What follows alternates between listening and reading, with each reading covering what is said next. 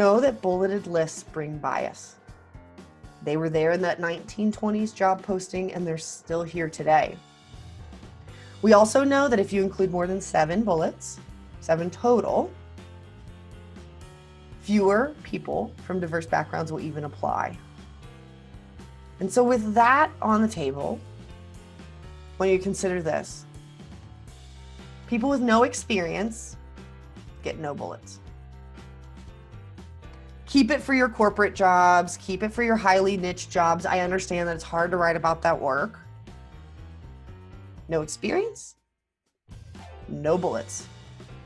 You need to tell their story. And the way that you can tell their story is by using a job pitch. And these are the 3 prompts I want you to use in the job pitch. So earlier I talked about structure versus templates.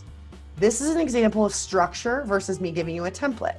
Because what I could do is just give you every word to say, and you would just fill in the job title and the location. I don't want that. I want you to answer these 3 questions and use that as your paragraph instead of outlining bullets. As our job title, you will help someone do something so they can create X.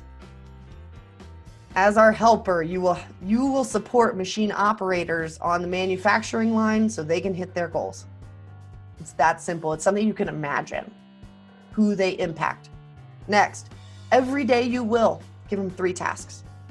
Every day you will lift, carry, and move items.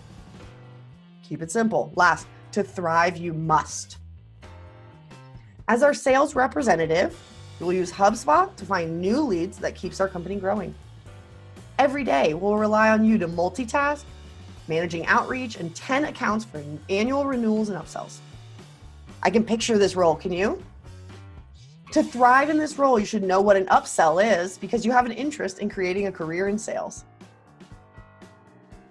No college degree list required. No bullets required. No years of experience required.